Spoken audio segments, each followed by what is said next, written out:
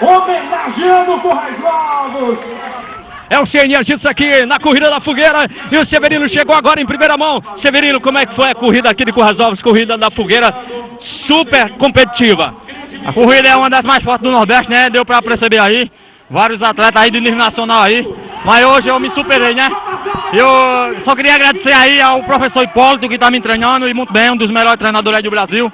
E com a força dele eu consegui essa brilhante vitória. Qual foi a parte mais difícil aí da Corrida da Fogueira? Aqui a parte que mais exige do atleta é as partes de rampa, né? De subidas. Que exige muito da força do atleta, tem que estar bem preparado. E aí, você se preparou quanto tempo aqui para a Corrida da Fogueira, hein? Aqui eu já venho de uma boa data treinando aí, competindo em várias provas aí. E essa aqui foi só mais uma, mas o desafio é sempre grande, né? Que satisfação que nós fazemos parte da Prefeitura de Currais Novos, dessa organização desse evento.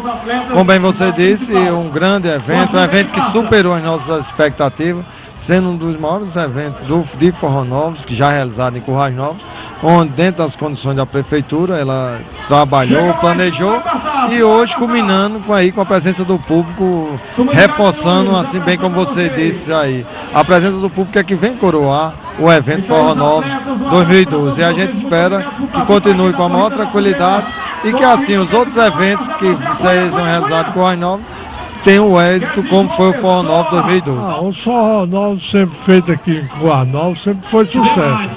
Só que o desse ano está sendo uma coisa fora do comum, está dando alegria a todos os Currais Novenses, está dando alegria aos atletas de outros municípios, de outros estados que estão aqui. Então eu também me sinto feliz que estou com o dever cumprido junto com todos vocês esportivos, com todos os programadores de divulgação do Rio Grande do Norte, de Currais Novos. Então nós só temos que dizer que valeu fazer o Forró.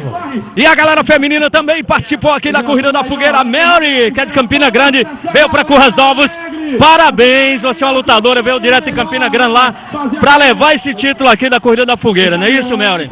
É isso sim, graças a Deus deu tudo certo. Eu dedico essa vitória primeiramente a Deus, porque eu tô treinada, mas eu não esperava, porque há 2 semanas atrás eu fui a maratona de Porto Alegre.